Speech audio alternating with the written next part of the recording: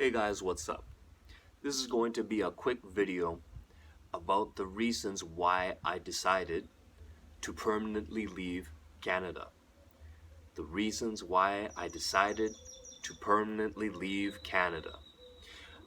I grew up in Surrey, British Columbia. This city is about a half-hour drive from Vancouver, okay? But since most people know Vancouver and they don't know Surrey, I'm mostly going to be talking about Vancouver. They're more or less the same thing. So, firstly, the rising living costs are ridiculous and they're not justified. It's well known that a lot of people are overpaying, especially for housing, okay? There are shacks going for $1 million Canadian. And what you pay for one of these dilapidated old homes in Vancouver could get you a gorgeous new home in Las Vegas or something like that with 4 or 5 bedrooms, okay? It just puts things into perspective. Now, the selling points are that you live in a very beautiful area, right? People often say you can go swim and skiing in the same day in Vancouver, but those things are only appealing to you if you're really into outdoor activities. Some people are, but you also have to have the free time for it, and with that you need the income. It's kind of unlivable unless you're making much more than $100,000 a month or a year, maybe $150,000. I'm not saying that's impossible, but for myself, even if I was making that kind of money, I wouldn't choose to live there. I would choose to live elsewhere where that money can go much further. Okay?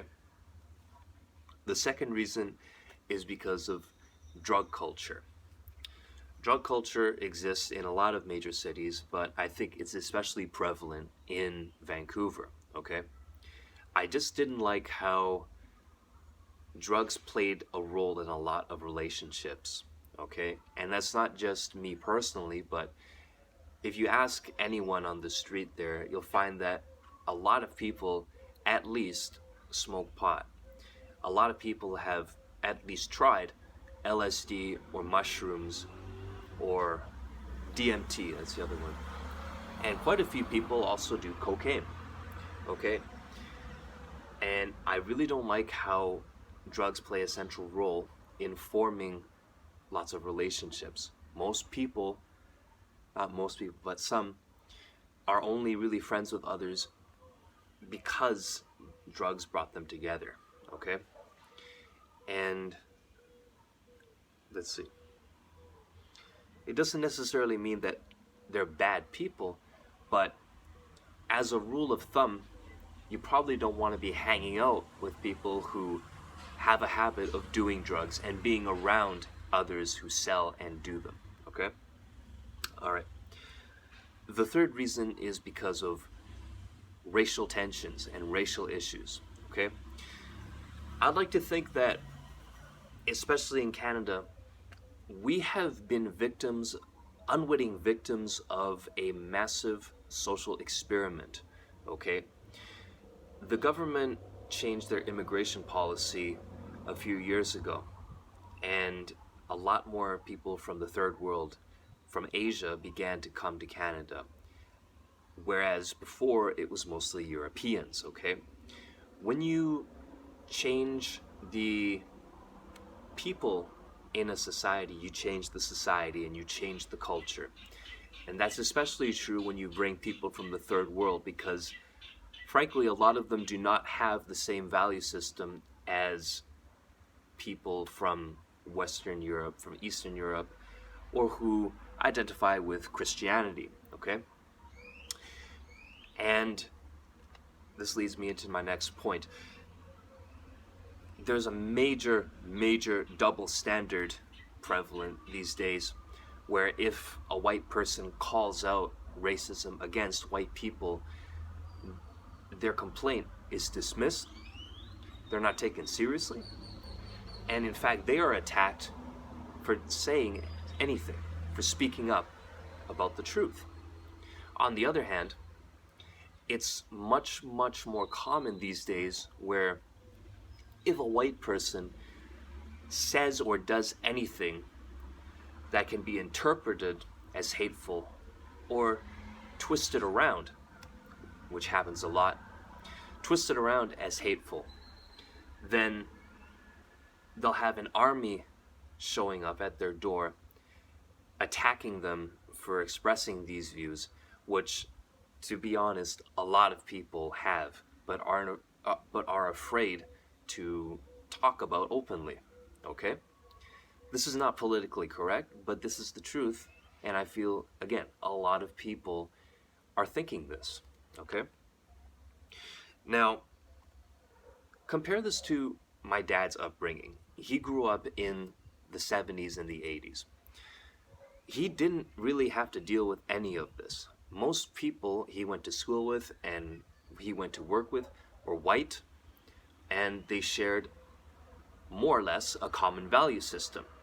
That doesn't mean that he got along with everyone at all, but there was a lot more solidarity.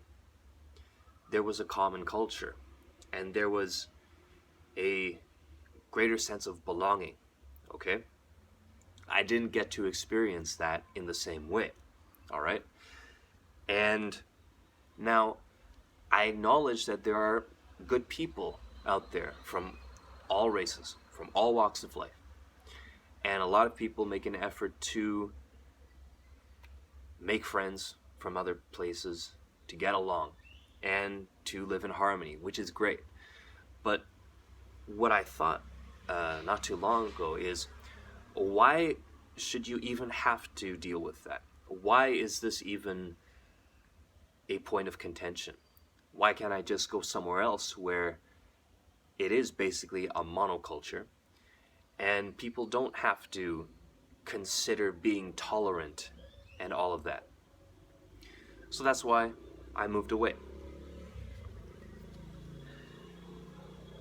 Now,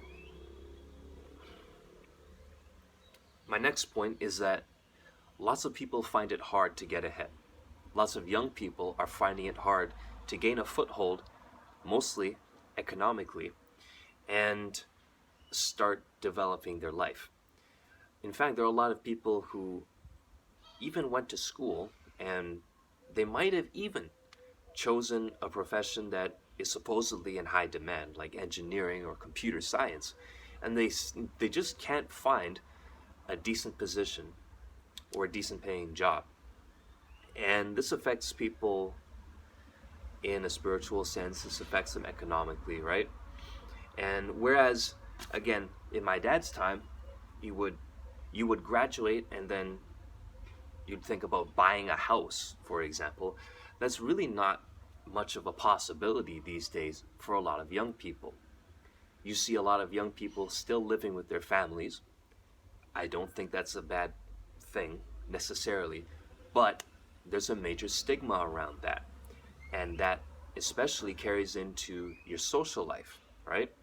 If you're still living with mom and dad and you're over the age of 25, it can be a little awkward to bring friends over or a girlfriend, right? So, next, and this is more of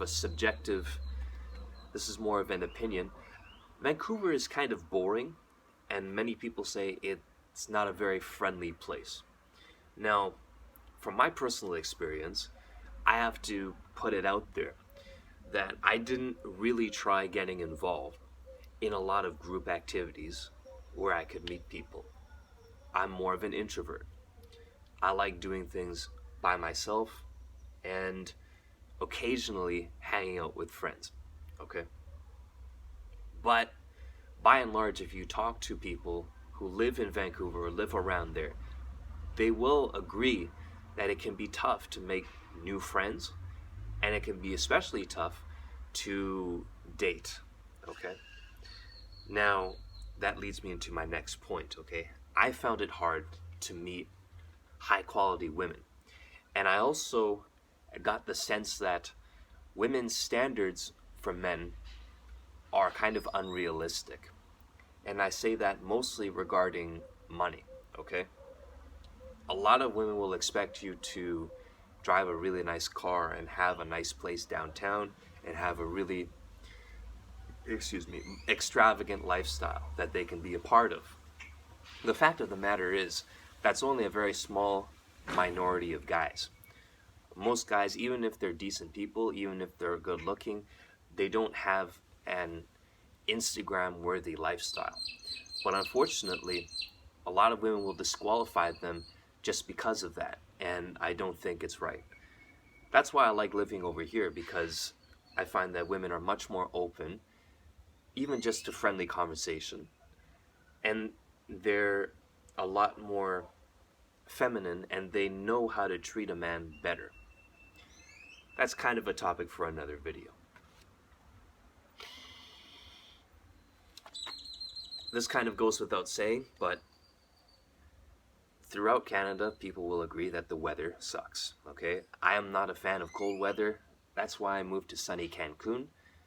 I probably won't be staying in Cancun for a long time, but it's nice to have sun for 300 days out of the year. And finally, I wanted to touch on corruption. I'll offer a personal anecdote. Back in October, I was friends with an older Chinese businessman. He spoke no English, okay? And I remember going to downtown Vancouver with him and checking out an art gallery. They were selling furniture and sculptures and the like. So he talked with the sales rep there for a little bit and asked about how much such and such cost and all that. We walked out, and then he told me, I think this is a front for money laundering.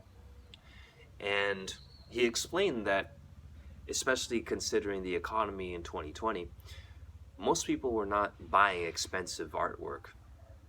And he could only conclude that they're using this store to launder money. In Chinese, it's called 洗钱, right? To wash the money. And this isn't unique to the one store. He explained that there are lots of places doing this. But the thing is, if you do your research, you'll find that actually a massive portion of the Canadian economy is based on money laundering. It's not just China, but the Chinese, certain Chinese have a hand to play in this, okay? I'm not attacking China, I'm just saying it's a fact. And this ties in, again, to the corruption. Now, in 2021, if you still aren't aware of just how corrupt Canada is, then you're probably never going to wake up, okay? If you aren't aware and you haven't seen just how badly law enforcement is treating people, if you haven't seen just how absolutely incompetent and in la la land the government is and how much virtue signaling they are doing, it's abhorrent, it's disgusting. And personally, I want nothing to do with that, and I don't want to contribute to a society that is headed down the path of self-destruction. It's especially difficult for older people to swallow this pill, because if they lived through the Cold War, for example, where they were inundated constantly with the message that a foreign power like Russia is bad and that Western countries are shining pillars of freedom and democracy, they cannot fathom that their home country, in this case Canada, is becoming just like the very evil that they were warned about for so long. But that's exactly what's happening. And so I find that living in Mexico, objectively, I have more personal freedom here than I would if I was still living in Vancouver. Not even just talking about the face mask stuff or whatever. I'm just talking about being able to go out and live my life and do what I want within financial limits. It's a lot more free here, okay? And contrary to, again, what the news will tell you, it's really not that dangerous down here.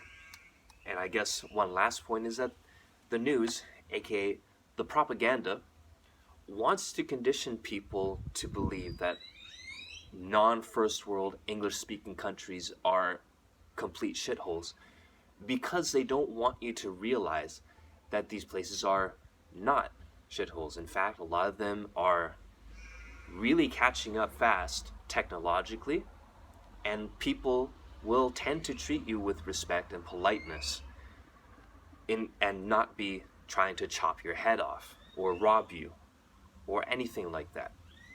So guys, those are my reasons why I decided to permanently leave Canada. I think this is really important. I wanted to share this with you. If you have any comments or questions, I'd really love to hear your input. So please write something down in the comment section, and stay tuned for more videos from Mexico. Tomorrow I'm going to be going to Merida, which is in the state of Yucatan, and this is a bit of an older city, a city with more culture. I'm really looking forward to sharing some videos about that. Until next time, guys, take care.